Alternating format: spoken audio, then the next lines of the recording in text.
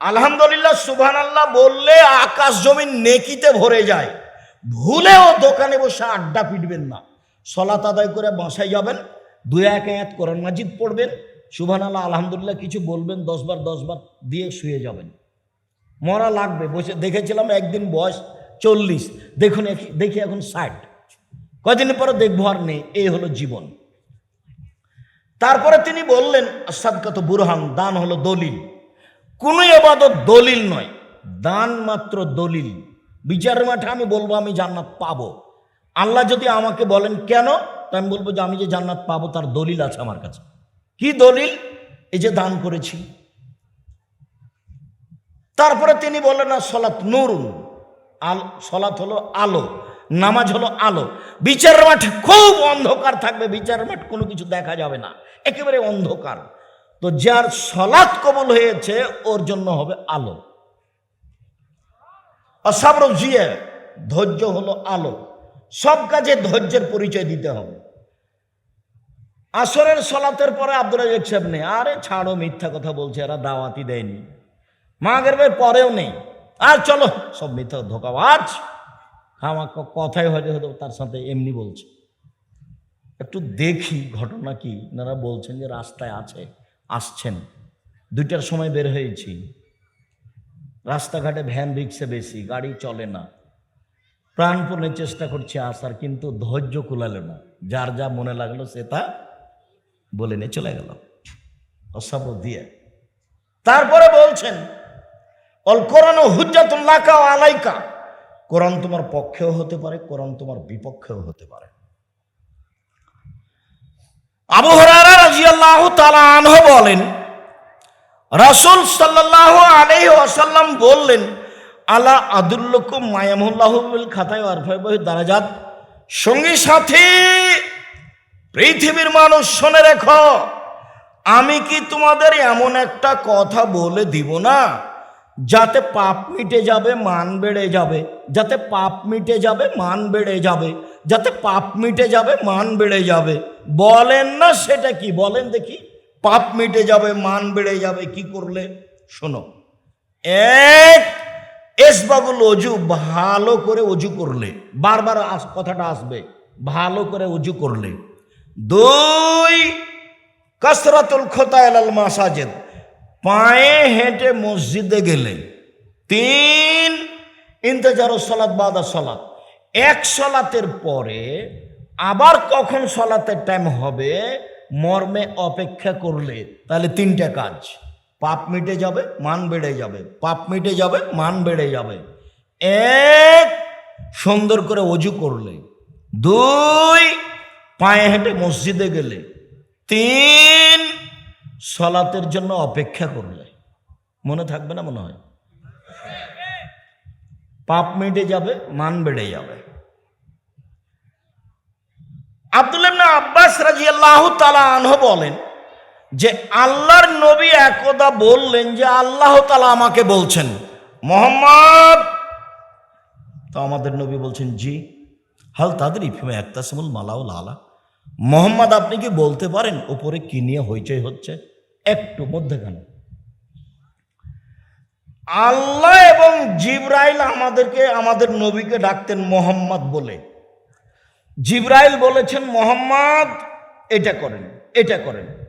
আল্লাহ আমাদের নবীকে বলেছেন মুহাম্মদ এই এই এই। তা আল্লাহ আমাদের নবীর কি নামে ডেকেছেন? মুহাম্মদ। আর সাহাবীগণ বলতেন আল্লাহর রাসূল। আল্লাহ রাসূল বলেছেন, আল্লাহ রাসূল দিয়েছেন, আল্লাহ রাসূল খেয়েছেন। আয়েশা বলছেন আল্লাহ রাসূল বলেছেন, আল্লাহ রাসূল দিয়েছেন, আল্লাহ রাসূল খেয়েছেন। সাহাবীগণ কিভাবে বলতেন? আল্লাহ রাসূল। আর ভারত, বাংলাদেশ, পাকিস্তানে আমরা যারা আছি তারা বলছি হুজুর পাক সাল্লাল্লাহু আলাইহি সাল্লাম বলেছেন। হুজুর পাক এ শরীফের মতো হয়ে গেছে। আল্লাহ বলছেন কোরআন মাজিদ আর হুজুর বলছেন কোরআন শরীফ। হুজুর পাক কথা বাতিল, হুজুর পাক নেই। পৃথিবীর সব মানুষ বলবে আল্লাহ রাসূল বলেছেন, রাসূল সাল্লাল্লাহু আলাইহি সাল্লাম বলেছেন, আল্লাহ রাসূল বলেছেন, আল্লাহ রাসূল দিয়েছেন, আল্লাহ রাসূল খেয়েছেন। আল্লাহর রাসূল বলে কথা বলতে হবে। আল্লাহ বলছেন মোহাম্মদ বলতে পারেন উপরে কিনে হইচই হচ্ছে না? জি হ্যাঁ, আমি বলতে পারি। ফিল কাফারাত, ওপরে হইচই হচ্ছে ফেরেশতাদের মাঝে। কি করলে পাপ মিটে যাবে, কি করলে পাপ মিটে যাবে, কি করলে পাপ মিটে যাবে, এই নিয়ে হইচই হচ্ছে, এই নিয়ে হইচই হচ্ছে। তো কি করলে পাপ মিটে যাবে বলেন তো দেখি। এবার আল্লাহ রাসূল বলছেন ইসবাগুল ওযু, এক ভালো করে ওযু করলে, দুই আলমাসু আলা আকদামিল আল মাসাজিদ, পায়ে হেঁটে মসজিদে গেলে, তিন আলমাকসু বাদা সালাওয়াত, সালাতের পরে বসে বসে তাসবিহ তাহলিল করলে, সালাম ফিরার পরে লাফ দিয়ে উঠে গেছে। এটা হবে? সালাম ফিরার পরে লাফ দিয়ে উঠা যাবে না, দুটাই বাতিল। এক, সালাম ফিরার পরে লাফ দিয়ে উঠা যাবে না, এই আচরণ খারাপ। দুই, আসসালামু আলাইকুম রাহমাতুল্লাহ, আসসালামু আলাইকুম আলহামদুলিল্লাহ রাব্বিল হাক্কি লা ইলাহা ইল্লাল্লাহ, এটা একবারে চিরদিনের জন্য বাতিল, চিরদিনের জন্য বাতিল। কিয়ামত পর্যন্ত কোনো হুজুর এরকম করতে পাবে না, এভাবে হাত তুলতে পাবে না। হাত তুলবে তার ব্যক্তিগত ব্যাপার। 16টা স্থানে হাত তোলার কথা আছে, 35টা হাদিস আছে হাত তোলার। 30 বছর থেকে মানুষের সামনে বই পেশ করে রেখেছি, আজকেও যাওয়ার সময় খোঁজ নেবেন। এটা চলবে না। সালাতের পরে থেমে কিছু তাসবিহ তাহলিল করতে হবে। বলতে পারেন মুহাম্মদ সাল্লাল্লাহু আলাইহি সাল্লাম কিসে পাপ মিটে যাবে? হ্যাঁ বলতে পারি। এক, সুন্দর করে ওযু করলে, দুই পায়ে হেঁটে মসজিদে গেলে, তিন সালাতের পরে মসজিদে বসে বসে তাসবিহ পাঠ করলে। মনে থাকবে না মনে হয়? এই পর্যন্ত বলে আল্লাহ রাসূল বলছেন মান ফাআলা হাযা আশাবে খাইরিন মাতাবে খাইরিন, যে এমনটা করলো তার মরে যাওয়া ভালো, তার বেঁচে থাকা ভালো, তার মরে যাওয়া ভালো, তার বেঁচে থাকা ভালো। যে এমনটা করলো তার মরে যাওয়া ভালো, তার বেঁচে থাকা ভালো। তারপরে কি থামছেন? আরো বলছেন ওয়াকানা মিন খাতিয়াতিহি কা ইয়াউমিন ওয়ালাদাত উম্মুহু, তারপরে লোকটা হয়ে গেল সেই দিনের মতো যেদিন তার মা তাকে জন্ম দিয়েছে। তারপরে লোকটা হয়ে গেল সেই দিনের মতো যেদিন তার মা তাকে জন্ম দিয়েছে। তারপরে লোকটা হয়ে গেল সেই দিনের মতো যেদিন তার মা তাকে জন্ম দিয়েছে। নিষ্পাপ হয়ে গেল। কাজ তিনটে, মনে থাকবে না? তিনটে কাজের 1 নম্বর ফল মরে যাওয়া ভালো, বেঁচে থাকা ভালো। 2 নম্বর ফল মান বেড়ে যাবে, পাপ মিটে যাবে। 3 নম্বর ফল হয়ে যাবে সেই দিনের মতো যেদিন তার মা তাকে জন্ম দিয়েছে। আরো 2টা কাজে এমনটা হয়, আরো 2টা কাজ আছে। তার একটা হলো কেউ যদি হজ করে আর হজ যদি কবুল হয় তাহলে হয়ে যায় সেই দিনের মতো যেদিন তার মা তাকে জন্ম দিয়েছে। আর একটা আছে, অসুস্থ অবস্থায় কেউ যদি বলে আলহামদুলিল্লাহ তাহলে হয়ে যায় সেদিনের মতো যেদিন তার মা তাকে জন্ম দিয়েছে। সিরিয়াল করেন তো দেখি। 1, এইভাবে সুন্দর করে ওযু, পায়ে হেঁটে মসজিদে যাওয়া, বসে সুবহানাল্লাহ বলা। 2, আরেকটা কি কাজ বলেন? আরেকটা, আরে এটা তো শেষ, হজ। হজ হজ যদি কবুল হয় তাহলে হয়ে যাবে সেই দিনের মতো যেদিন তার মা তাকে জন্ম দিয়েছে। 3, আরেকটা কি? অসুস্থ অবস্থা আলহামদুলিল্লাহ বলা। অসুস্থ হলেই সিঙ্গাপুর যেতে হবে না, টাকা থাকলেই সিঙ্গাপুর যেতে হবে, এই হিসাব বাতিল। ধৈর্যের পরিচয় দিলে এই পাপ মিটে যাবে। কত হাদিস আছে এই লাইনে। আর যদি অসুস্থ অবস্থায় সুবহানাল্লাহ আলহামদুলিল্লাহ বলে তো হয়ে গেছে সেই দিনের মতো যেদিন তার মা তাকে জন্ম দিয়েছে।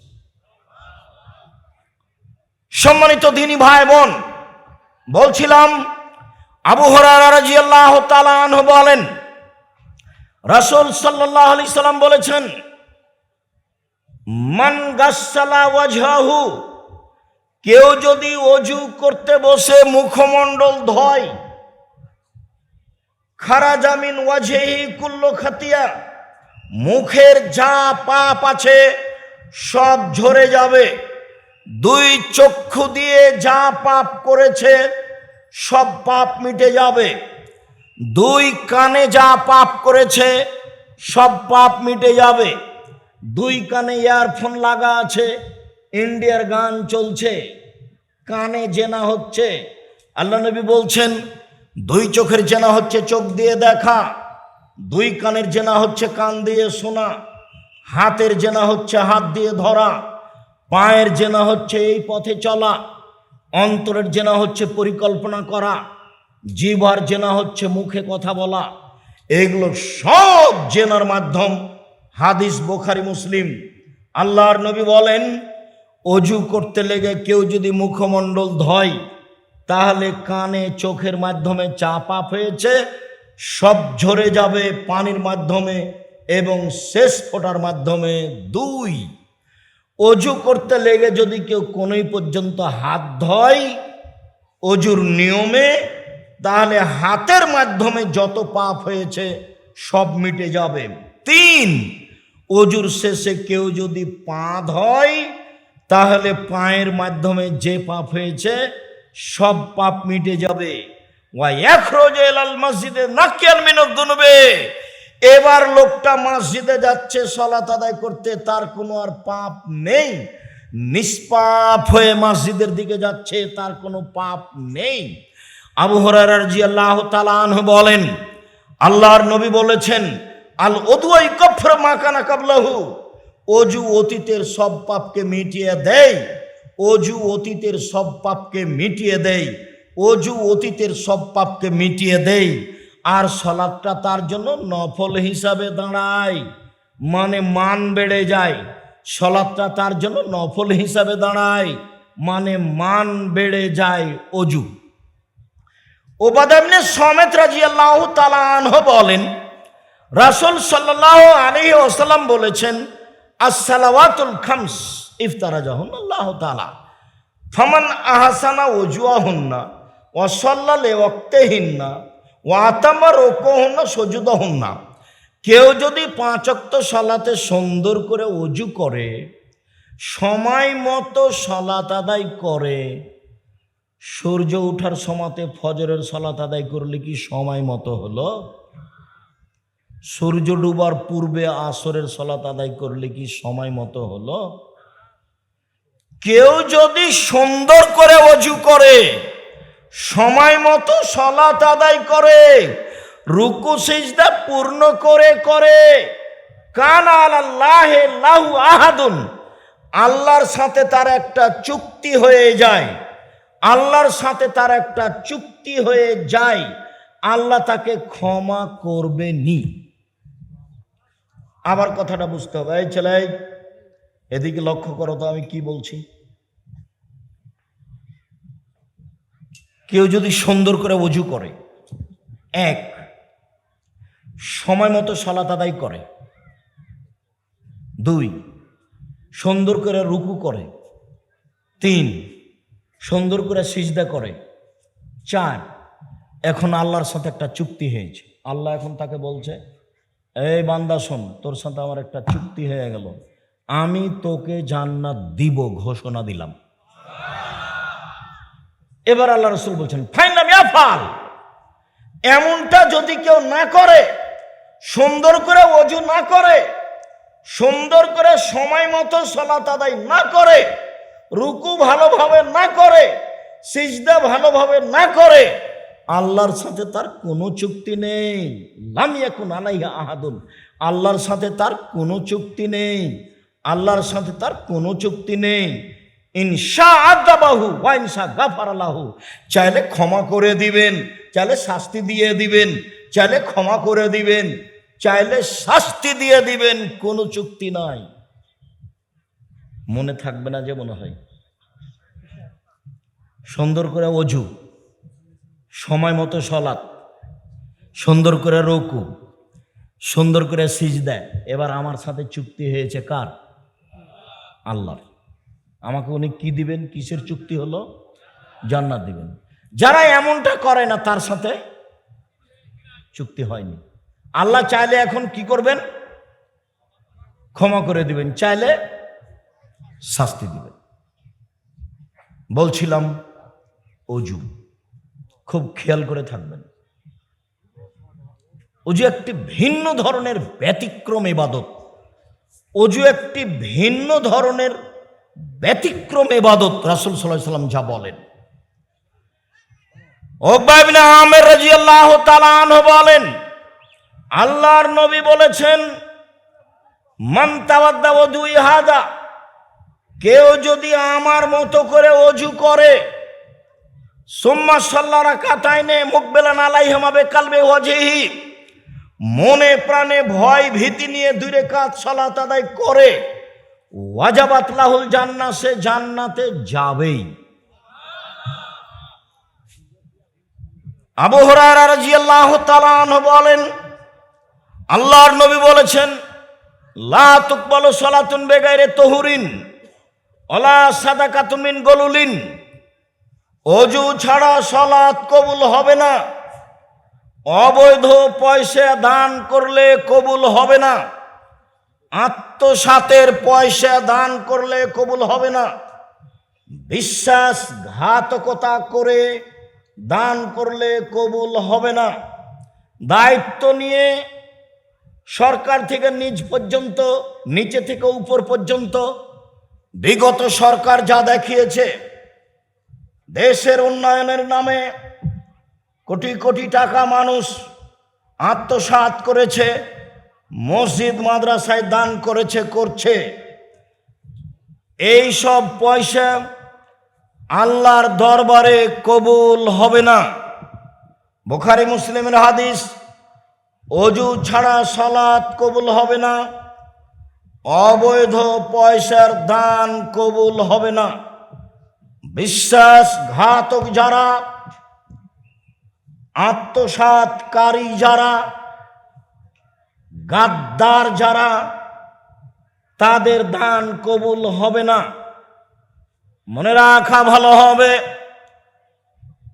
আত্মসাৎ করে থাকে মসজিদের সভাপতি, মাদ্রাসার সভাপতি, স্কুল কলেজের প্রিন্সিপাল, বিশ্ববিদ্যালয়ের vice chancellor, chairman, member, MP, মন্ত্রী, যারা রাস্তাঘাট তৈরি করব বলে কন্ট্রাক্ট নিয়ে থাকে, যারা বড় বড় ব্যবসায়ী মালিকের অধীনে ব্যবসা করে, সেলসম্যান হিসাবে থাকে, আত্মসাৎ এরাই করে। এদের মাধ্যমে আত্মসাৎ হয়ে থাকে।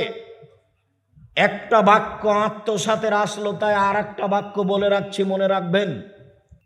আদি ইবনে উমাইরা বলছেন যে আল্লাহর নবী বললেন, মানিস্তা মালনাহু আলা আমালিন মিনকুম, পৃথিবীর মানুষ শোনো, আমি তোমাদের যাকে বেতন দিয়ে কাজ দিই, শিক্ষক হোক, প্রিন্সিপাল হোক, সভাপতি হোক, যে কোনো লোক যে কোনো জায়গাতে বেতন পায়, তাকে আমি কাজ দিয়েছি, ফাকাতামা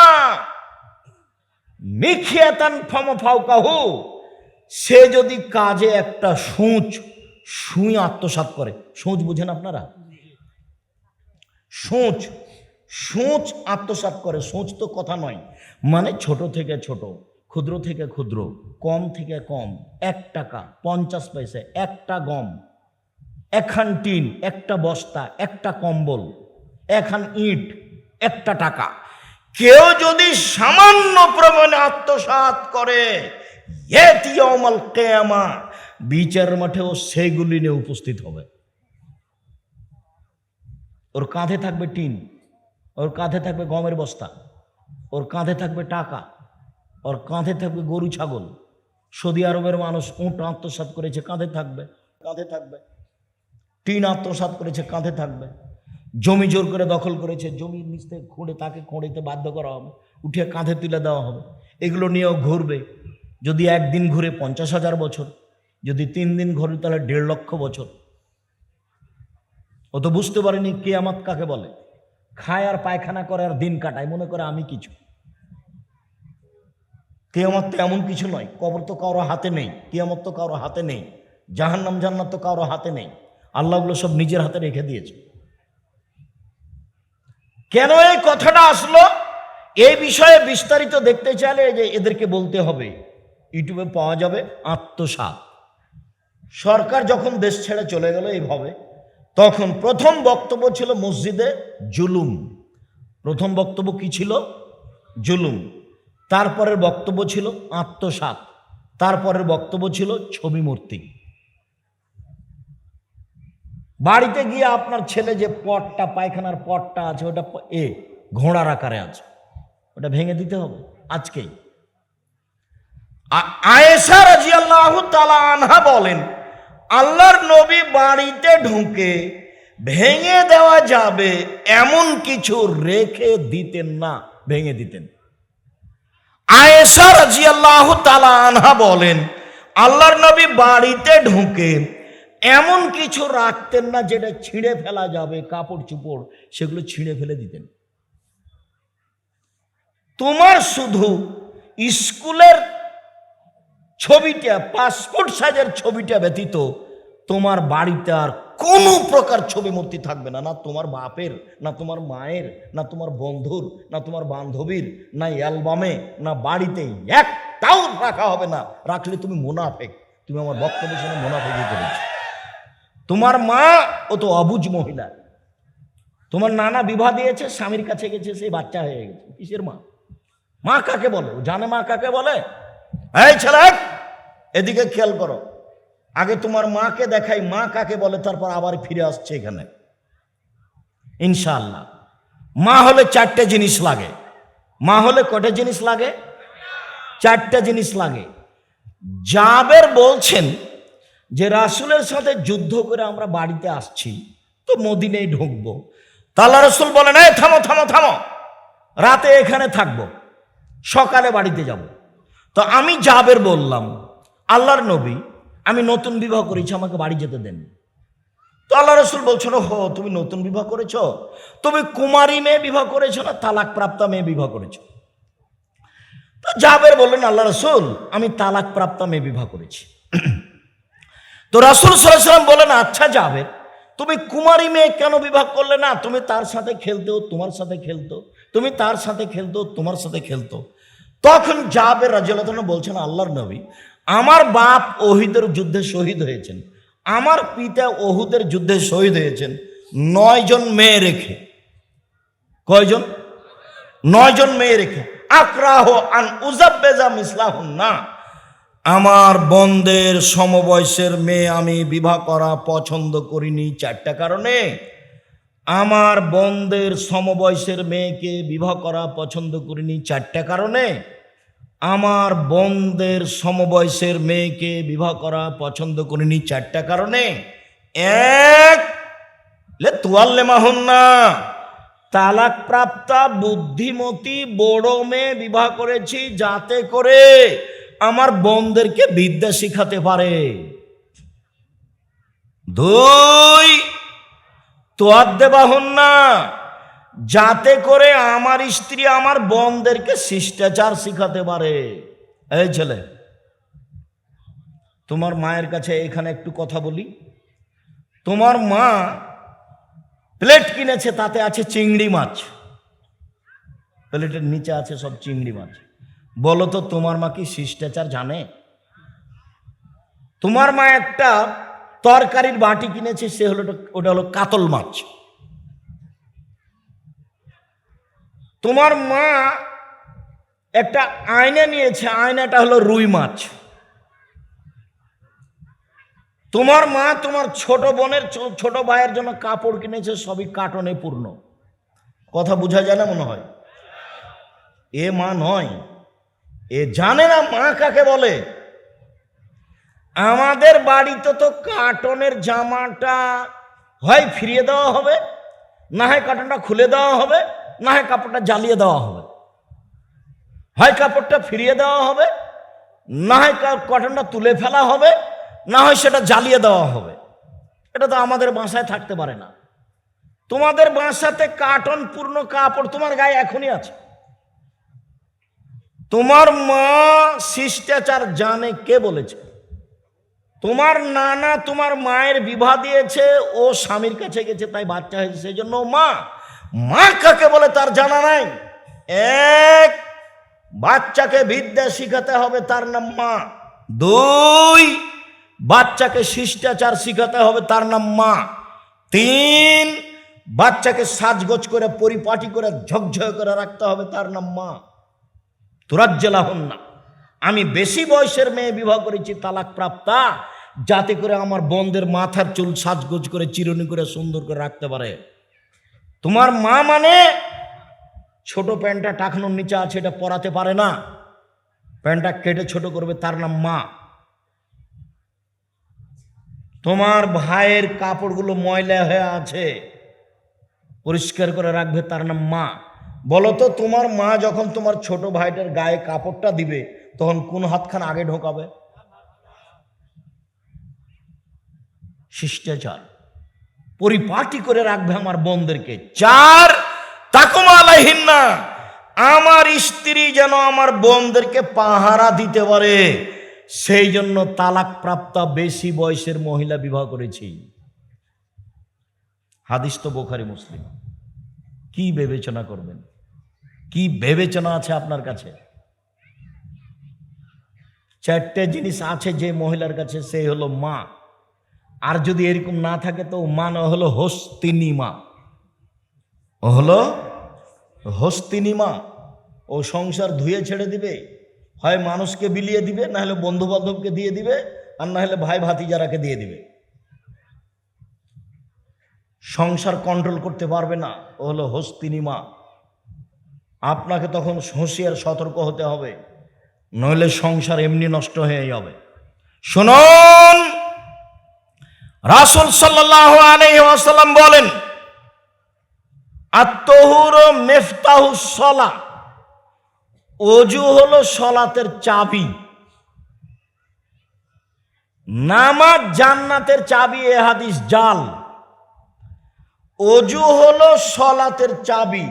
এই ঘরটাতে তালা মারা আছে, ঢোকো তো দেখি। কি করতে হবে? ঢুকলে তালা খুলতে হবে। তো এখন সালাত যদি কবুল হয় তাহলে কি করতে হবে? ওযু করতে হবে, তাহলে সালাতের মধ্যে ঢোকা যাবে। ওযু হলো সালাতের চাবি। আল্লাহু আকবার বললে সবকিছু হারাম হয়ে যায়, সালাম দিলে সবকিছু হালাল হয়ে যায়। আল্লাহু আকবার বললে সবকিছু হারাম হয়ে যায়, সালাম দিলে সবকিছু হালাল হয়ে যায়। দ্রুত আগাচ্ছি, শেষের দিকে মধ্যে অনেক হাদিস ছেড়ে দিয়ে চলে আসছে। এদিকে দেখেন, উমামা বাহিলী রাদিয়াল্লাহু তাআলা আনহু বলেন, একদা আল্লাহর নবী কবরস্থানে আসলেন। কবরস্থানে এসে বলছেন, আসসালামু আলাইকুম দারাল মুমিনিনা ওয়া ইন্না ইনশাআল্লাহু বিকুম লাহিকুনা। ও কবরবাসী মুমিনদের কবর, তোমাদের উপরে শান্তি নিরাপত্তা নাজিল হোক, অচিরে আমি তোমাদের সাথে মিলে যাব, অচিরে আমি তোমাদের সাথে সাক্ষাৎ করব।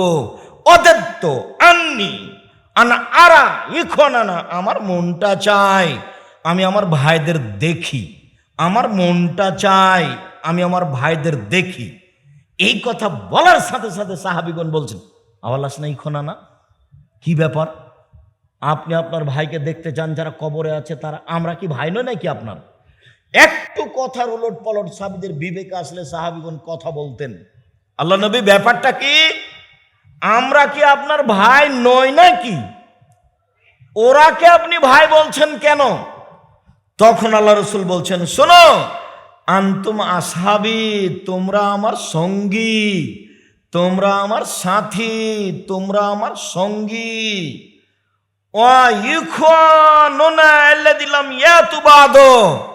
আমার ভাই যারা এখন পর্যন্ত আসেনি, আমার ভাই ওরা যারা এখন পর্যন্ত আসেনি, আমার ভাই ওরা যারা এখনো দুনিয়ায় আসেনি, মানে আমরা। তখন একজন সাহাবী বলছেন, কাইফা তারিফ, আপনি আমাদের কিভাবে চিনবেন? কিভাবে চিনবেন যারা আসেনি তারা আপনার ভাই? এটা কিভাবে চিনবেন? তখন আল্লাহ রাসূল বলছেন, শোনো, তোমার মতামত কি?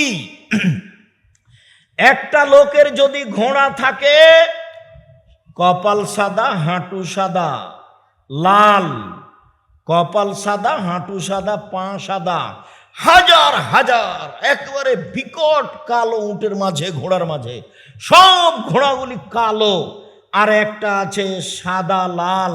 মালিক কি এটা চিনতে পারবে? জি হ্যাঁ চিনতে পারবে, খুব চিনতে পারবে। শোনো, ইন্না উম্মতি আতুনা ইয়াউমাল কিয়ামা বিআসারি সুজুদে গুরান মুহাজ্জালিনা, আমার উম্মত বিচার মাঠে আসবে যখন তখন ওজুর জায়গাগুলি চকমক চকমক করবে, আমি দেখে চিনে নিব। আমার উম্মত যখন বিচারের মাঠে আসবে তখন তাদের ওজুর জায়গাগুলি চকমক চকমক করবে, আমি দেখে চিনে নিব। অলাইসা আহাদুন, পৃথিবীতে আর কারো এমন হবে না, মানে অতীতে যত নবী গেছেন কারো উম্মত এরকম হবে না। ওজুর চিহ্ন। সুবহানাল্লাহ। বারা ইবনে আযিব রাদিয়াল্লাহু তাআলা আনহু বলেন, রাসূল সাল্লাল্লাহু আলাইহি সাল্লাম একদা বললেন, শোনো, আনা আউয়ালু মাইউজানা লিসসুজুদে, আমি প্রথম ব্যক্তি যাকে বিচারের মাঠে সিজদা করতে বলা হবে। আনা আউয়ালু মাই ইউমারা ইয়ারফারাসাহু, আমি প্রথম ব্যক্তি যাকে সিজদা থেকে মাথা উঠাতে বলা হবে। আমি যখন সিজদায় পড়ে যাব বিচারের মাঠে, আমি প্রথম ব্যক্তি, তখন আল্লাহ আমাকে বলবেন মাথা উঠান, যাহাই বলিবেন তাহাই শুনিব, যাহাই বলিবেন তাহাই শুনিব, যা চাইবেন তাই দিব, যে কথা বলবেন সেটা গ্রহণ করব, মাথা উঠান। মাথা উঠিয়ে আমি দেখব, আমার উম্মাতকে চিনে নিব, সামনে যেমন চিনব, ডানে তেমন চিনব, বামে তেমন চিনব, পিছনে তেমন চিনব। সাহাবী বললেন, কাইফা তারিফ, কিভাবে চিনবেন? মিন উম্মাতে নূহ ইলা উম্মাতে, নূহ আলাইহিস সালাম থেকে নিয়ে এখন পর্যন্ত কত মানুষ এসেছে, কত মানুষ আছে, কত মানুষ আসবে, আপনি কিভাবে চিনবেন? তখন তিনি বললেন, ইন্না উম্মতি ইয়াতুনা ইয়াউমাল কিয়ামা গুরান মুহাজ্জালিনা মিন আসারিল উজুয়ে, বিচারের মাঠে আমার উম্মত আসবে অজুর জায়গাগুলি চকমকে অবস্থায়। এক, দুই, ওয়া ইউতা উম্মতি আমালাহুম বিল আইমান, আমার উম্মতকে ডান হাতে খাতা দেওয়া হবে, দেখে চিনে নিব, এমনটা কারো হবে না। তিন, তাসা বাইনাহুম যুরিয়াতুহুম, আমার উম্মতের যারা ছোট ছোট ছেলে মেয়ে মারা গেছে, বাপের মায়ের সামনে তারা ছুটাছুটি করবে, এইটা দেখে চিনে নিব এগুলি আমার উম্মত। এক, অজুর চিহ্ন দেখে। দুই, ডান হাতে আমল নামা দেখে। তিন, আমার উম্মতের ছেলে মেয়েরা যেগুলো ছোট অবস্থায় মারা গেছে ওরা তাদের সামনে ছোটাছুটি করবে, এইটা দেখে আমি চিনে নিব এগুলি আমার উম্মত। এই জন্য ছেলে মেয়ে বেশি নিতে হবে, ছেলে মেয়ে কম নিলে ইহকালে লস, ছেলে মেয়ে কম নিলে পরকালে লস। ছেলে মেয়ে কম নিলে ইহকালে লস, মানে একটাই ছেলে তো একটা টাকা ইনকাম করবে, আর ছেলে যদি 5টা হয়, একটা লন্ডনে, একটা আমেরিকা, একটা ঢাকা, একটা চট্টগ্রামে, তো চট্টগ্রামের বলছে আম্মা আপনি এখানে চলে আসেন, আম্মা আপনি এখানে আসেন, তো ঢাকা বলছে ওখানে যাবে কেন রে, ঢাকা আসবে আমার কাছে থাকবে। তো লন্ডনওয়ালা বলছে তোরা কি পেয়েছিস, আম্মা আমার কাছে আসবে। তার সম্মান দেখছেন? আর একটা ছেলে দুনিয়ার শয়তান, বলছে মাকে বলছে তুই বের হয়ে যা, তোকে বাড়িতে রাখবো না। ছেলে বলছে ছেলে মেয়ে বেশি হলে পরকালে লাভ। কিভাবে? যেগুলো ছেলে মেয়ে মারা গেছে সেগুলো আপনার আগে থাকবে। এক। দুই হলে যতক্ষণ পর্যন্ত আপনার জান্নাত ঘোষণা না হয়েছে ততক্ষণ পর্যন্ত ওই ছেলে মেয়ে আপনার কাছ থেকে যাবে না।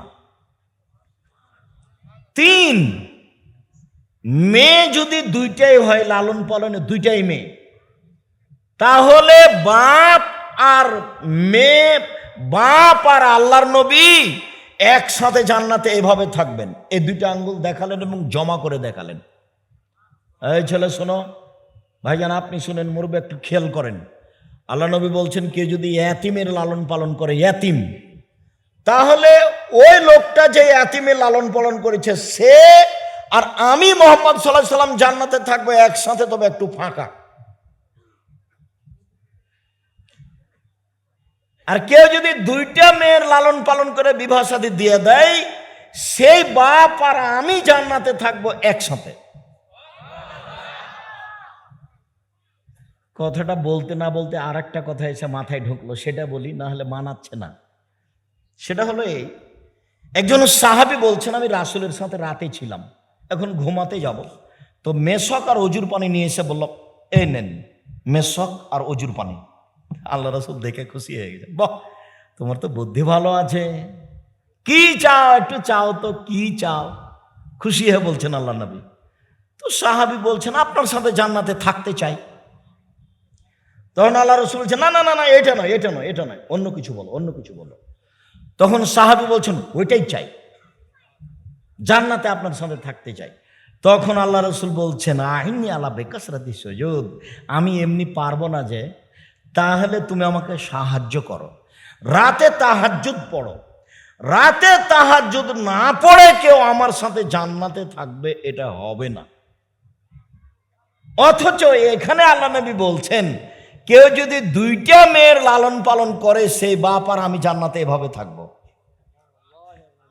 আর এতিমের লালন পালন করলে জান্নাতে এভাবে থাকবো। জান্নাতে থাকার একটা পথ, দুইটা মেয়ে। এবার মেয়ের কথাটা এখানে শেষ করি।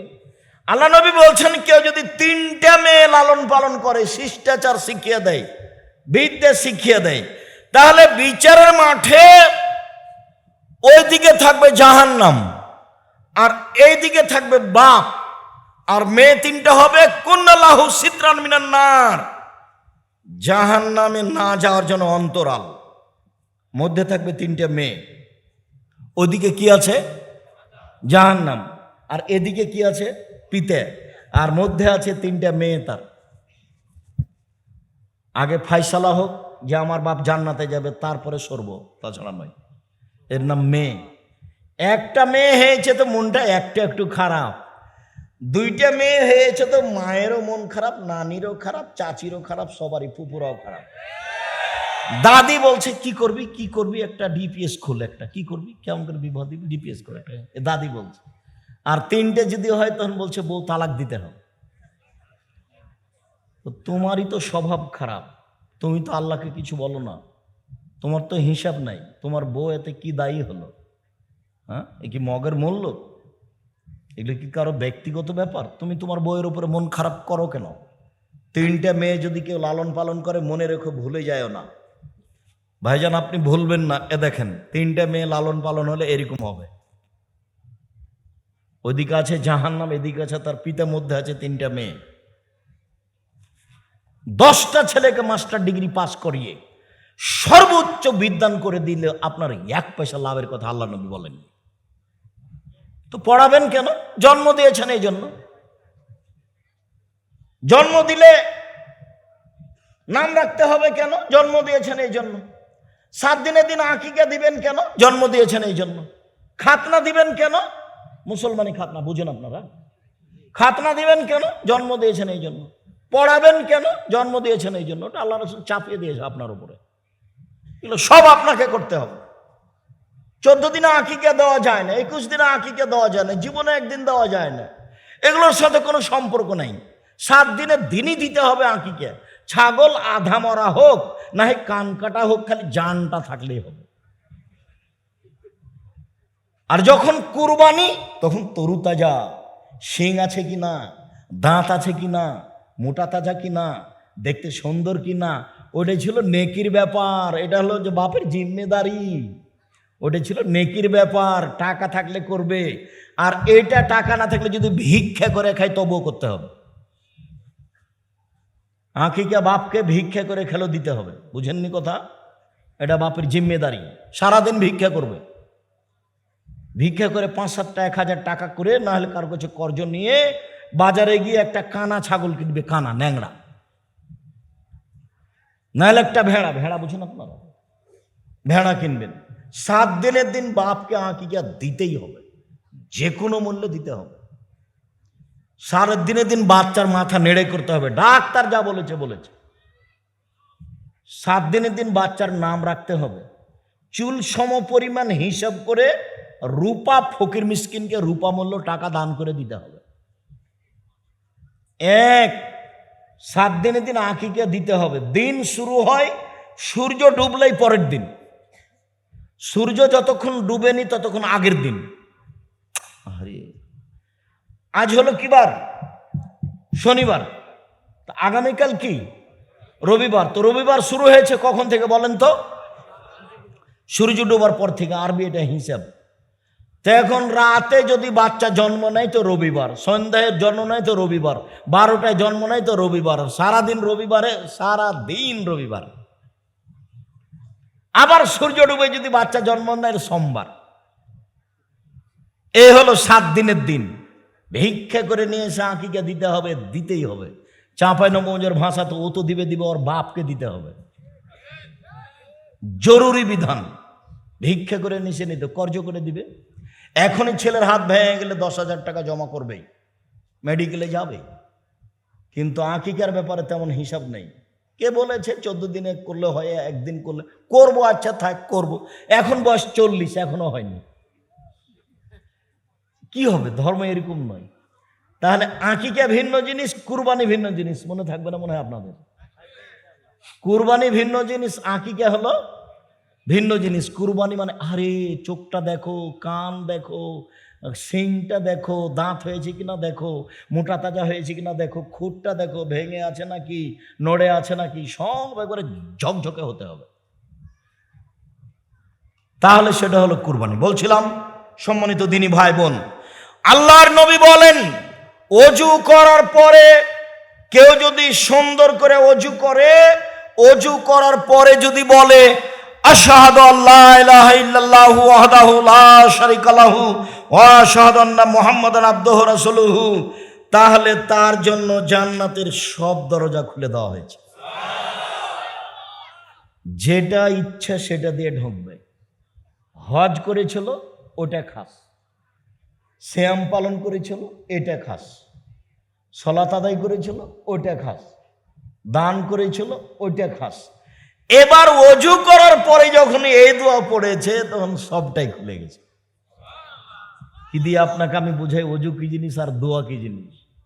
আপনার তো দোয়া মনেই থাকে না, একদিনও মনে থাকে না। ওযু শেষে বলতে হবে আশহাদু আল্লা ইলাহা ইল্লাল্লাহু ওয়াহদাহু লা শারীকা লাহু ওয়া আশহাদু আন্না মুহাম্মাদান আবদুহু রাসূলুহু।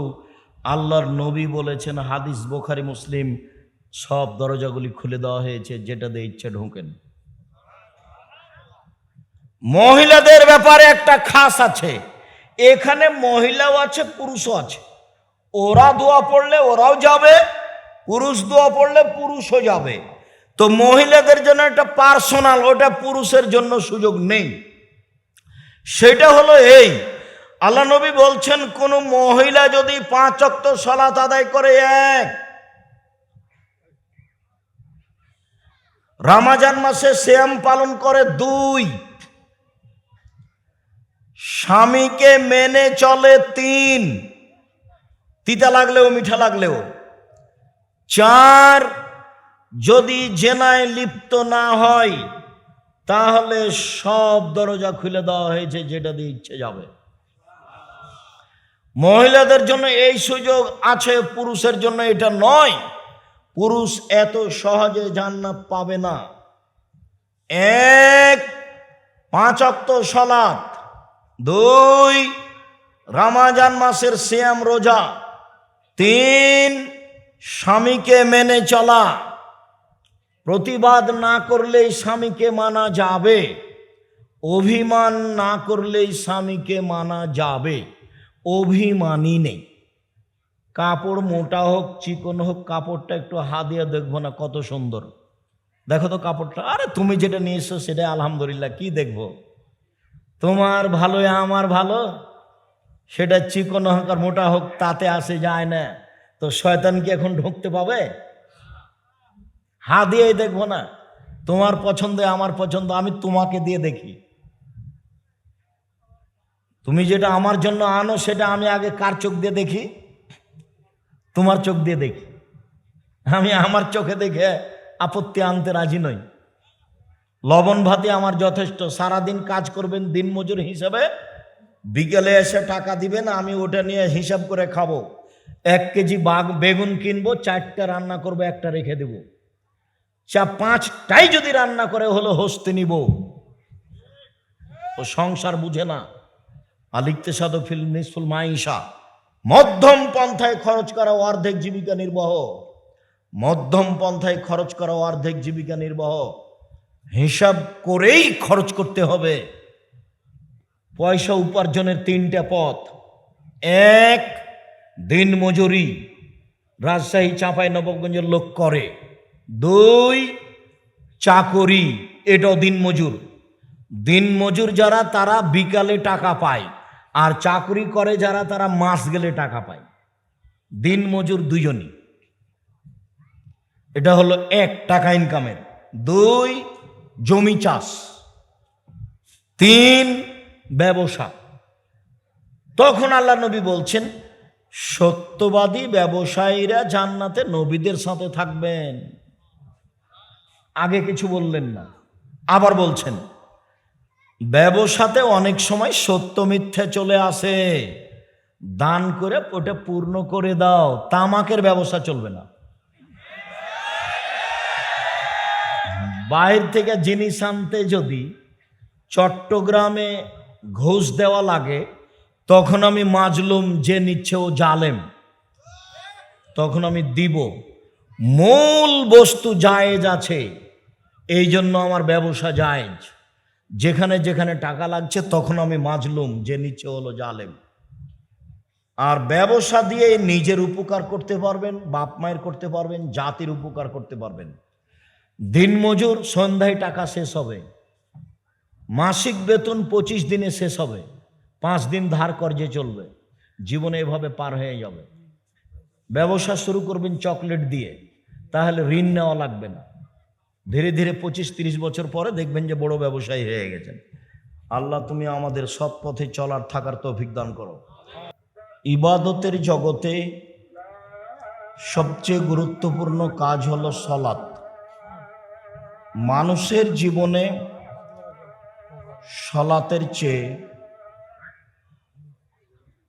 আর কোনো গুরুত্বপূর্ণ কাজ নেই। মানুষের জীবনে সবচেয়ে গুরুত্বপূর্ণ কাজ হলো সালাত। মানুষ যতদিন বেঁচে আছে, থাকবে, মানুষের যত কাজ আছে জীবনে, তার সব কাজের চেয়ে গুরুত্বপূর্ণ কাজ হলো সালাত। আবু হুরায়রা রাদিয়াল্লাহু তাআলা আনহু বলেন, রাসূল সাল্লাল্লাহু আলাইহি ওয়াসাল্লাম বলেছেন, আস-সালাতু সালাসাতু আফলাসিন, সালাত হলো 3 ভাগে বিভক্ত, নামাজ হলো 3 ভাগে বিভক্ত। আত-তাহুর 16, অজু হলো 3 ভাগের 1 ভাগ, যা আজকের আলোচনা। রুকু 16, রুকু হলো 3 ভাগের 1 ভাগ।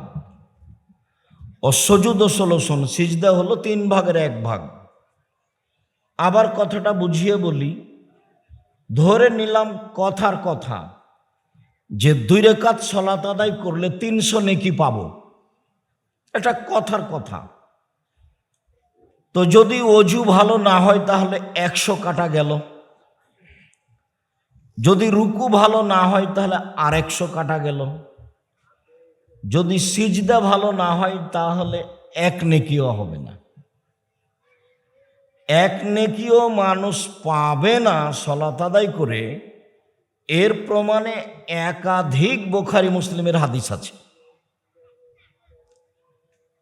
তার এখন পবিত্রতা দেখাতে গিয়ে এই হাদিসটা দিয়ে আলোচনা শুরু করি। যেহেতু এখন সালাতের সময়, আবারও বলি, এশার সালাত যত দেরি করে আদায় করা হবে তত ভালো। সাহাবীগণ অনেক সময় বসে থাকতে থাকতে ঢুলে পড়তেন, তন্দ্রা ধরে নিত, বসে বসে ঘুমিয়ে পড়তেন। অনেক রাত গভীর হওয়ার পরে তিনি সালাত আদায় করতেন। উত্তম আমল হিসাবে রেশার সালাত দেরিতে আদায় করা মর্মে আজকেও চেষ্টা করবেন। বলছিলাম, আল্লাহর নবী বললেন যে সালাত 3 ভাগে ভাগ, মানে নেকি 3 ভাগে ভাগ। 1 অজু, 2 রুকু, 3 সিজদা। ফমান আদ্দাহা বিহাক্কিহা ক্বাবলাত সালাতুহু ক্বাবলা সায়র আমালিহি। যে ঠিক ঠিক অজু করবে, সুন্দর করে অজু করবে, ভালো করে রুকু করবে, ভালো করে সিজদা করবে, ক্বাবলাত সালাতুহু, তার সালাত কবুল করা হবে। ও সায়র আমালিহি, সব আমল কবুল করা হবে। হজ করেছে কবুল হবে, রোজা সিয়াম থেকেছে কবুল হবে, দান করেছে কবুল হবে। ফাইন রুদ্দাত আলাইহি সালাতুহু, আর যদি সালাত ঠিক মতো আদায় না করে, ওর নিয়ম কানুন অনুযায়ী না করে, মানে অজু ভালো হয়নি, রুকু ভালো হয়নি, সিজদা ভালো হয়নি, তাহলে রুদ্দাত আলাইহি সালাতুহু, সালাত তার উপরে প্রত্যাখ্যান করা হবে, মানে সালাত কবুল হলো না। অমান রুদ্দা আলাইহি সালাতুহু রুদ্দা আলাইহি সায়র আমালিহি, যার সালাত হলো না তার আর কোনো ইবাদত কবুল হবে না। সালাত এমন একটি ইবাদত যার উপরে নির্ভর করে অন্য অন্য ইবাদত। সালাত এমন একটি ইবাদত যার উপরে নির্ভর করে অন্য অন্য ইবাদত। যদি সালাত কবুল হয় তাহলে হজ, যাকাত, সিয়াম এগুলো কবুল হবে। আর যদি সালাত কবুল না হয় তাহলে সব গেছে। সাদ করে 1 মাস সিয়াম রোজা থেকে লাভ নেই। টাকা থাকলেই হজে যেতে হবে সালাত ছেড়ে, এমন হজের প্রয়োজন নেই। ওগুলো কবুল হবে না বলে রাসূল সাল্লাল্লাহু আলাইহি সাল্লাম ঘোষণা দিয়েছেন। সম্মানিত দ্বীনী ভাই বোন, বলছিলাম যে ফিহে রিজালুন ইউহিব্বুনা ইয়াতাতাহহারু আল্লাহু ইউহিব্বুল মুতাহহিরিন। মসজিদে নববী থেকে প্রায় 3 কিলোমিটার দূরে একটা মসজিদ আছে, তার নাম মসজিদে কোবা। সেখানে কেউ যদি 2 রাকাত সালাত আদায় করে তো কাবা ঘরে উমরা করলে যত নেকি হয় তত নেকি হবে। মসজিদে নববী থেকে প্রায় 3 কিলোমিটার দূরে একটা মসজিদ আছে, তার নাম কোবা, কোবা মসজিদ। সবাই জানে চিনে, যারা ওই দেশে থাকে কাজ করে তারা জানে যে এখানে আছে কোবা মসজিদ, জায়গার নাম কোবা, তো মসজিদের নাম কোবা। তো কোবা মসজিদে কেউ যদি 2 রাকাত সালাত আদায় করে তাহলে সে কাবা ঘরে উমরা করলে যে নেকি পায় সে নেকি পাবে। মানে অনেক দামি ব্যাপার। তো এই এলাকাতে কিছু লোক ছিল, তারা পবিত্রতা অর্জন করত, পবিত্রতা অর্জন করা ভালোবাসত, তো আল্লাহও তাদের ভালোবাসতেন। তো যখন আয়াত নাজেল হয়ে গেল তখন আল্লাহর নবী কোবার লোকজনকে বলেন, এই শোনো, তোমরা কি আমল করো যে আল্লাহ তোমাদের প্রশংসা করছে? কি পবিত্রতা অর্জন করো বলো তো, তোমাদের পবিত্রতা কি? আল্লাহ কেন তোমাদের প্রশংসা করছেন? ঘটনা কি আমাকে বলো তো। তোরা বলছে যে এমন তো কিছু দেখি না, তবে 1 পেশাব পায়খানা করলে পানি দিয়ে পবিত্রতা অর্জন করি, 2, ফরজ গোসলের প্রয়োজন হলে পানি দিয়ে গোসল করি। 3,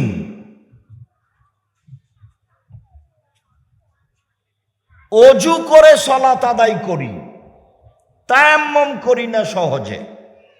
ও আচ্ছা আচ্ছা আচ্ছা, এই কারণে আল্লাহ তোমাদের পবিত্রতার প্রশংসা করছে। 1, পেশাব পায়খানার পরে পানি দিয়ে পবিত্রতা অর্জন করে। 2, ফরজ গোসল পানি দিয়ে করে, তায়াম্মুম করে শেষ করে না। 3, অজু করে সালাত আদায় করে, মানে এই কাজগুলিতে পানি ব্যবহার করে। তখন আল্লাহ খুশি হয়েছেন, ওরা পবিত্রতা ভালোবাসে, আর আল্লাহ যারা পবিত্রতা অর্জন করেন তাদেরকে ভালোবাসেন। এই আয়াতে ভারত, বাংলাদেশ, পাকিস্তানের লোকেরা যেটা বুঝলো এক শ্রেণীর মানুষ, সেটা সাহাবীগণ বুঝেননি বা তারা সে আমল করেনি। তারা কি বুঝলো? তারা বুঝলো যে শোনো শোনো, পবিত্রতা মানে হলো এই যে আগে ঢেল টিস্যু পেপার নিতে হবে, 40 কদম হাঁটতে হবে, পায়ের উপরে পা উঠাতে হবে, খক খক করে কাশতে হবে, তাহলে হলো ভালো পবিত্রতা। তখন আল্লাহ বলবেন যে হ্যাঁ ঠিক হয়েছে, এবার ভালো হয়েছে। সহিহ হাদিসে আসলো, আয়াত যখন নাযিল হয়ে গেল, এই ছেলে বসো, আয়াত যখন নাযিল হয়ে গেল যে ওখানে কিছু লোক আছে, বলেন তো কোথায়? কোবাই, যারা পবিত্রতাকে ভালোবাসে, আর যারা পবিত্রতাকে ভালোবাসে আল্লাহ তাদের ভালোবাসেন।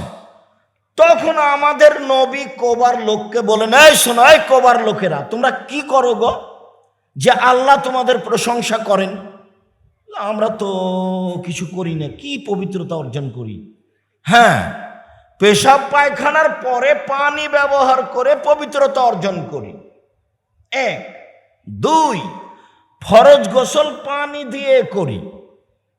3, অজু করে পানি দিয়ে অজু করে সালাত আদায় করি। হ্যাঁ ঠিক, তোমাদের এই কারণেই আল্লাহ তাআলা প্রশংসা করছে। তো ভালো, হাদিসও সহি, আয়াতও সহি স্থানে আছে। ভারত, বাংলাদেশ, পাকিস্তানের এক শ্রেণীর মাওলানা বা সাধারণ জনগণ বুঝে নিল যে আরে পবিত্রতা এইটা নয়, পবিত্রতা হলো পেশাব করার পরে ঢেল টিস্যু পেপার নিতে হবে, 40 কদম হাঁটতে হবে, পায়ের উপরে পা উঠাতে হবে, খক খক করে কাশতে হবে, তারপরে পানি দিয়ে পবিত্রতা অর্জন করতে হবে, তখন হলো প্রশংসা।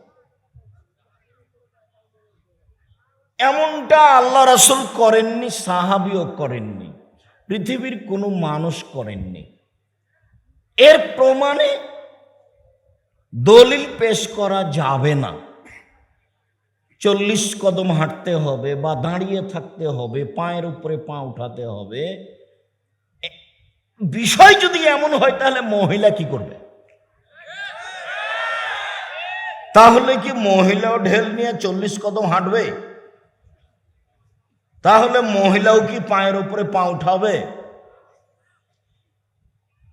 ধর্ম পাগল হয়নি, ধর্ম রাজশাহী চাঁপাইনবাবগঞ্জের হাওয়াই লাড্ডু নয়।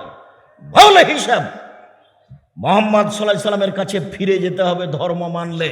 পৃথিবীর কোনো মানুষের 5 পয়সা দাম নাই। মানুষ তো বহুদূরের কথা, বুজুর্গানের দিন তো বহুদূরের কথা। স্বয়ং উমর রাদিয়াল্লাহু তাআলা আনহু যদি এই কথা বলেন তা বাতিল হবে। উমর মানে কে? উমর মানে উমর যে রাস্তা দিয়ে হাঁটতেন সে রাস্তা দিয়ে শয়তান হাঁটতো না। আল্লাহ নবী নিজে বলছেন, বুখারী মুসলিমের হাদিস, উমর তুমি যে রাস্তা দিয়ে হাঁটো ও রাস্তা দিয়ে শয়তান হাঁটে না। অথচ ওমর তাকে এক থাপ্পড় মারতে পারবেন এরকম ক্ষমতা ওমরের ভিতরে নেই। ও তো ভিন্ন পদার্থের জিনিস, শয়তান ভিন্ন পদার্থের নয়, তাকে দেখা যায় না। তোমার তাকে মারবেন কি করে? উমর রাদিয়াল্লাহু তাআলা আনহু যদি কোনো কথা বলেন, সেটা যদি রাসূলের না হয় তাহলে তা বাতিল হবে। পেশাব শেষে পানি দিয়ে পবিত্রতা অর্জন করুন। আব্দুর রাজ্জাক সাহেব ফোঁটা ফোঁটা পেশাব আসে যে মনে হলো আসলো নাকি 20-40 ঘন্টা পরে যদি ঢেলটা ফেলেন তবুও মনে হবে যে আসলো নাকি। তার মানে সন্দেহ পড়ে গেছেন আপনি।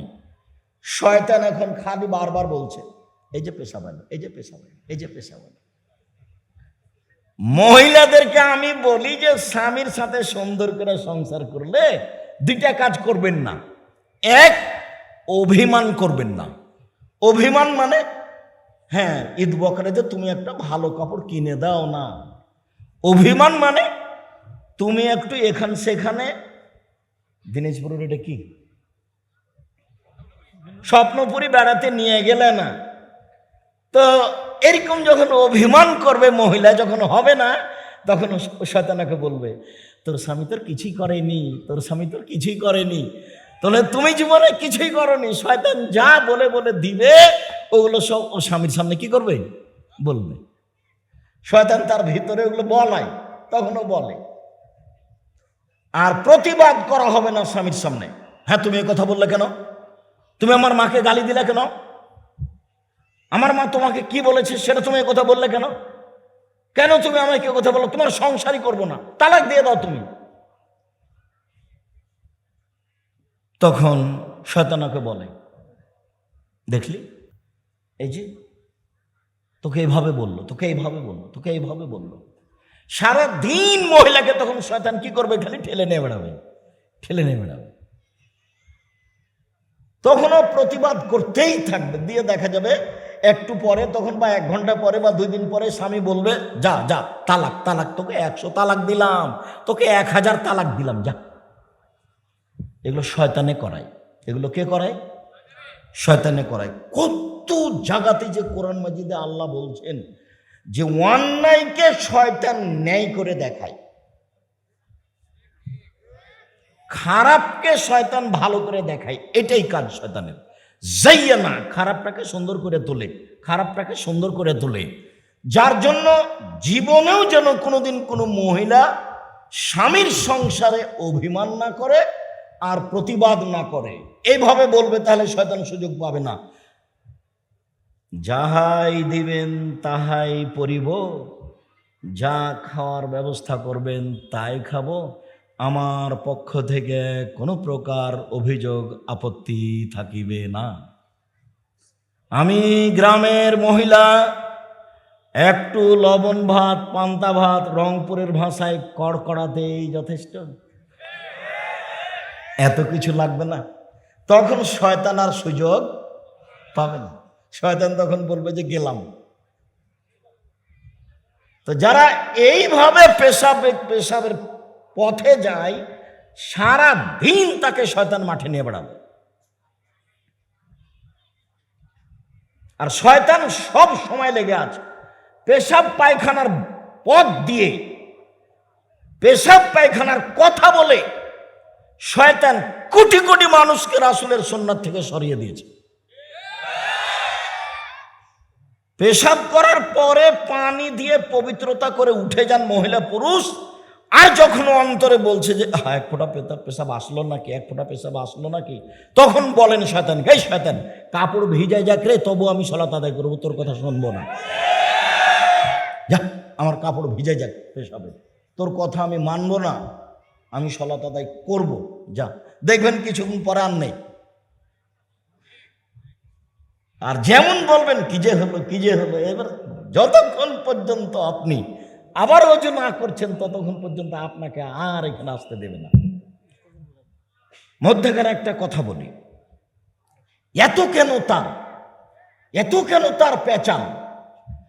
আল্লাহ যখন তাকে বললেন ইবলিস আদমকে মেনে নে, তখন বলল এটা হবে না, ও হলো আগুনের মাটির তৈরি, আমি হলাম আগুনের তৈরি, আমি এটা তাকে মানতে পারি না। তখন আল্লাহ তাকে বললেন, সরে যা, তুই শয়তান। আগে ছিল ইবলিস, মানে নিরাশা হয়েছে, আর এখন কি হলো? শয়তান। শয়তান মানে ধোকা দেয়।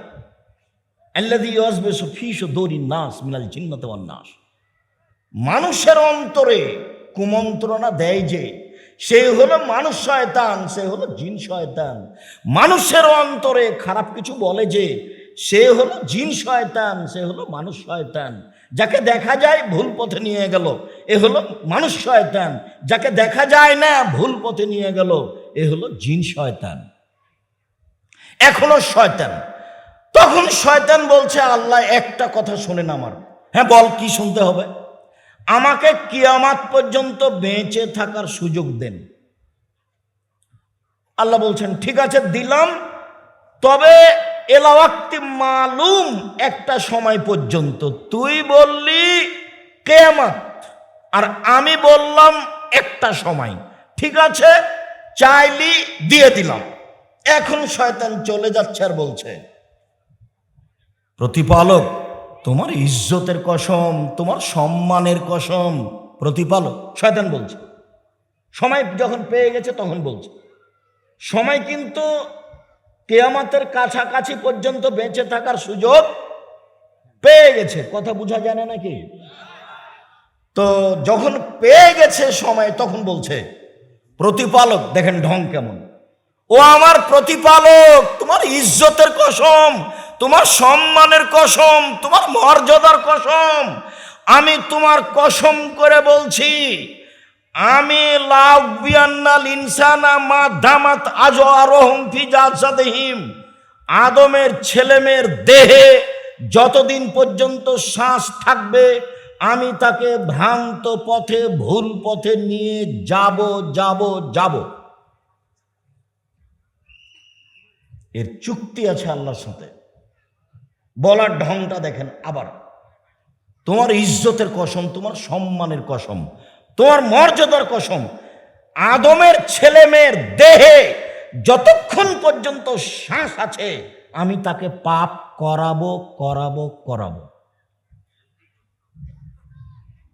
তখন আল্লাহ যদি বলতেন যে পারবি না, তাহলে ভালো হতো, কিন্তু আল্লাহ এটা বললেন না। তখন বললেন, এই শোন, আমার মর্যাদার কসম, আমার ইজ্জতের কসম, আমার সম্মানের কসম, আদমের ছেলে মেয়ে যতবার বলবে আমার ভুল হয়েছে, তত বড় আমি বলবো, যাও ক্ষমা করে দিলাম, যাও ক্ষমা করে দিলাম, যাও ক্ষমা করে দিলাম।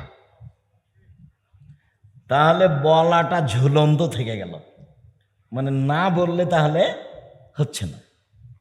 পাপ হলে বলতে হবে, আস্তাগফিরুল্লাহ, ভুল হয়েছে আমার, অত বেলে তোমার কাছে ফিরে যেতে চাই। আমি যদি না বুঝাতে পারি তাহলে এটা আমার ব্যর্থতা। আল্লাহর সাথে চুক্তি করে বের হচ্ছে শয়তান, আমি ওকে ভুল পথে নিয়ে যাবই, মিনিটের মধ্যে আমি তাকে 100 তালাক দেওয়াবো বউকে। আপনি ভাবছেন জেনা খারাপ কাজ, জেনা খারাপ কাজ, জেনা খারাপ কাজ, তারপরে আপনি যাচ্ছেন, যখন জেনা হয়ে গেছে, কাজটা ভুলই হলো, কাজটা ভুল, তার আগে তো আপনি ফিরে আসতে পারলেন না। শতবার আব্দুর রাজ্জাক সাহেবের বক্তব্য শুনে কান ধরেছে, আর কোনো বড় মোবাইলে ল্যাংটা মেয়ে দেখবো না। একবারে কান ধরে কসম করে ঘুমাতে গেছে, তো ঘুমের পরে একটু বলছে, দেখি আবার একটু দেখি, তো আবার মোবাইল। শয়তানের ভিতরে আছে। যদি 40 ঘন্টা পরেও ঢেল টিস্যু পেপার ফেলে, তবু শয়তান তাকে বলবে যে এই যে পেশাব আসলো, এই যে পেশাব আসলো, এই যে পেশাব আসলো। তো ওকে কিভাবে ঠেকাবো? বলবো যে আমি অজু করেছি ভালো করে, নবী যেভাবে বলেছেন, এখন আমার পেশাবে কাপড় ভিজে যাক, তুই সর এখান থেকে, আমি সালাত আদায় করবো, তারপরে কোনো কথা। তখনও থামবে। ইহুদির কাছে তার কোনো কাজ নেই, ওরা সবাই জাহান্নামে যাবে। খ্রিস্টানের কাছে তার কোনো কাজ নেই, ওরা সবাই জাহান্নামে যাবে। হিন্দুদের কাছে তার কোনো কাজ নাই, ওরা সবাই জাহান্নামে যাবে। যারা শিয়া, যারা কাদিয়ানি, যারা মুরজিয়া, যারা জাহামিয়ে, লাখো কোটি মুসলমান পৃথিবীতে তারা জান্নাতে যাবে না, ওদের কাছে শয়তানের কোনো কাজ নেই। যারা বলছে কোরআন মাজিদ পড়বো, মাদ্রাসায় পড়বো, যারা বলছে 5 ওয়াক্ত সালাত আদায় করব, শয়তান এখানে, ওর কোনো জায়গা নাই, ঘুরে এখানে এসেছে। ওকে তো ওর জিদ বহাল করতে হলে হিন্দুর কাছে যাবে? ওর প্রয়োজন আছে ওকে জাহান্নামে নিয়ে যাওয়ার? ও তো গেছে। খ্রিস্টানের কাছে যাবে? ও তো গেছে। ইহুদির কাছে যাবে? যাবে না। আবু মালিক আশআরী রাদিয়াল্লাহু তাআলা আনহু বলেন, আত-তাহুরু শাতরুল ঈমান, পবিত্রতা অর্ধেক ঈমান। এই ছেলে, এদিকে খেয়াল করো। পবিত্রতা অর্ধেক ঈমান, ওযু অর্ধেক ঈমান, পবিত্রতা অর্ধেক ঈমান। তোমার গায়ের কাপড়টা ময়লা হয়ে আছে, তোমার কাছে পবিত্রতা নেই। তোমার মা তোমার ছোট ভাইয়ের ছোট বোনের কাপড়গুলো পরিষ্কার করে দেয় না, তোমার মা উপযুক্ত মা নয়, ও পবিত্রতা বুঝে না। ওযু হলো অর্ধেক ঈমান। তো সালাত, সিয়াম, যাকাত, কোরআন তেলাওয়াত, তাসবিহ, তাহলিল, দান সব মিলে হলো অর্ধেক, আর ওযু হলো অর্ধেক। তাহলে কি সাধারণ জিনিস হলো? দুনিয়াতে যত ইবাদত আছে সব একদিকে থাকলো অর্ধেকে, আর ওযু থাকলো অর্ধেকে। হাদিস বুখারী মুসলিম। তারপরে বলছেন, সুবহানাল্লাহি ওয়া আলহামদুলিল্লাহি ইয়ামলাআনে মা বাইনাস সামাওয়াতি ওয়াল আরজ। মানুষ যদি মুখে সুবহানাল্লাহ আলহামদুলিল্লাহ বলে, তাহলে আকাশ জমিনের মধ্যে যে ফাঁকাটা আছে নেকিতে পূর্ণ হয়ে যাবে। আল্লাহ দিবেন, তার রহমতের অভাব নেই। যার কারণে দোকানে বসে আড্ডা পিটা হবে না, দোকানে বসে কারো বদনাম গীবাত করা হবে না। আপনি এশার সালাত আদায় করে দোকানে বসে আর একজনের বদনাম করেন, আর ওইদিকে টিভিতে ল্যাংটা মেয়ে নাচে, এটা আপনার কেমনে শোভা পায়? এটা আপনার কি করে হতে পারে? আপনি একজন ভালো মানুষ, নিজেকে বলেন তো দেখি আমি ভালো মানুষ। এই ছেলেরা, তোমরা যারা বড় মোবাইলে দিন রাত ল্যাংটা মেয়েকে দেখছো জেনা অবস্থায়, তুমি কি বলতে পারো আমি শিক্ষিত ছেলে? তুমি কি বলতে পারো যে সমাজের দায়িত্ব আমি পালন করবই, সমাজ গড়বই, দেশ গড়বই, জাতি গড়বই? তুমি জেনা নিয়ে দিন রাত ঘুরো বেটা, আর মুখে বলো জাতি গড়ব, দেশ গড়ব, ফাইজলামি করো? অত সহজ?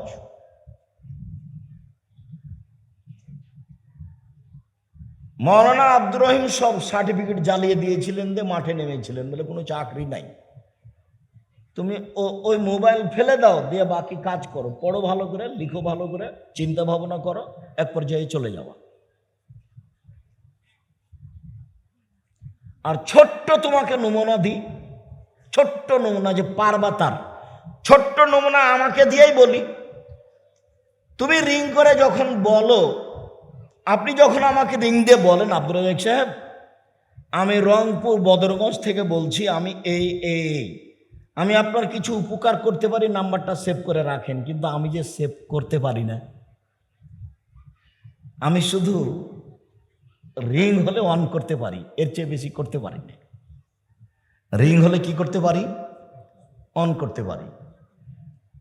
তো আমি তো দেখছি এই মোবাইল দিয়ে বাংলাদেশে বিশাল বিশাল প্রতিষ্ঠান পরিচালনা করি আমি, বিশাল বিশাল। আর যোগাযোগের মাধ্যম হলো এই মোবাইল। দেশ বিদেশে তো যাই, স্বাভাবিকভাবে যাই, আলহামদুলিল্লাহ। মোবাইল হলো এটাই। তোমাকে একটা ছোট্ট নমুনা পেশ করলাম, যে একে ফেলে দিয়ে যদি মানুষ হতে চাও, দিন রাত মেয়েকে ল্যাংটা অবস্থায় দেখে তুমি কি মানুষ হতে চাও? তুমি তো একটা পশু প্রাণীর মতো। বুঝে না ওরা, অন্তর আছে বুঝে না, দেখেও দেখে না ওরা, চক্ষু আছে দেখে না, শোনেও শোনে না, ওরা কান আছে শোনে না, ওরা পশু প্রাণীর মতো, ওরা গরু ছাগলের মতো, ওরা কুকুর শ্রীগালের মতো, বরং তার চেয়ে খারাপ। কথা আল্লাহ বলছে। তুমি কি করতে পারো জাতির? দিন রাত অন্যায় করে। মুরব্বী, আপনি কি করতে পারেন দিন রাত? সিগারেট খেয়ে, জর্দা খেয়ে, তামাক খেয়ে কি করতে পারেন? এই তো আপনার কর্ম। আর এই ছেলে, তোমাদের দাবি হলো যে কবরের উপরে ফুল চাপিয়ে বলছে যে কবরকে সিক্ত করলো। কবরে যে আছে তাকে পিটিয়ে একাকার করে দিল কিনা সেটা তার হুঁশ নাই। ও কবরে ফুল দিয়ে কি করলো? কবরকে সিক্ত করলো। যে একেবারেই যে বোকামি! এ কোন ধরনের কথা? স্কুলে সিমেন্ট পাটের খাম্বা তৈরি করে বলছে এটা শহীদ মিনার। ইয়ে আবার কেমন কথা? হেডমাস্টার সাহেব, এটা কি? আপনি আমাকে কি দেখাতে চাচ্ছেন? 90 সাল থেকে আছে হেডমাস্টার সাহেব মাঠে, 90 সাল থেকে। জাতি আমাকে কিছু বলবে এরকম সুযোগ আমি কাউকে কোনোদিন দিইনি। তবে আমি মানুষ, ভুলের ঊর্ধ্বে নই, তবে আমি কাউকে সুযোগ দিইনি। আপনি আসেন, সপরিবারে আসেন। আর রংপুরে আসলে আমার ছোটকালের একটা কথা মনে পড়ে। 1976 সালে আমি লেখাপড়া করব বাহিরে বলে বাড়ি থেকে বের হয়েছিলাম। একেবারে প্রথম শ্রেণীর দিকে পড়া মাদ্রাসায় 1976 সালে। তো যখন আমি চাঁপাইনবাবগঞ্জ ট্রেন স্টেশনের কাছে গেলাম, বসে আছি, তো যারা আমাকে নিয়ে গেছে তারা প্রথমে আমাকে ভয় দেখাচ্ছে। এই যে ট্রেন ঢুকলো, তার শব্দ মনে হচ্ছে যে একবারে মাটি সব ভেঙে চুরে ফেলবে। তো ওরা আমাকে বলছে যে এই কথা বলিস না, নাহলে ট্রেন ধরে নেবে। তো ওরা যেটা বলছে সেটাই আমি শুনছি। তো দেখি যে ট্রেনে সবাই ওরাই কথা বলছে। তোমরা যে কথা বলছো, তো তোমাদের কি ট্রেন ধরে নেয় না? মানে ট্রেন মানুষকে ধরে নিবে ওটা বলেছে, আমি শুনে নিই। তো যখন আমি উঠে বসেছি, তখন কালো আকৃতির একটা লোক, অন্ধ, দেখতে পায় না, খুব উঁচু লম্বা জোয়ান, খুব ভালো কণ্ঠ, মনে হচ্ছে যে এখনই বলছে। রংপুর জেলাতে হলো আশ্চর্য ঘটনা। গ্রামের নামটি লক্ষণবাড়ি, বদরগঞ্জ থানা। নাম তার সুরেনবাবু। বড়ই মান্যমান। সেন্দুক ভরা টাকা তাহার, গোলা ভরা ধান, তাহার কন্যা ফুলো মালা আসমানের নিচে। গোটাটাই আমার মুখস্থ ছিল। ওর মুখের দিকে তাকিয়ে আমার এমনি মুখস্থ হয়ে। তো যখনই রংপুর বদরগঞ্জ বলে, তখন আমার মাথায় কথাটা জাগে। ভুলে আছি, বছর মাস ভুলে আছি। যখনই বলে রংপুর বদরগঞ্জ, ওরে রংপুর বদরগঞ্জ। রংপুর জেলাতে হলো আশ্চর্য ঘটনা। গ্রামের নামটি লক্ষণবাড়ি, বদরগঞ্জ থানা। নাম তার সুরেনবাবু। কোথায় যে আছে।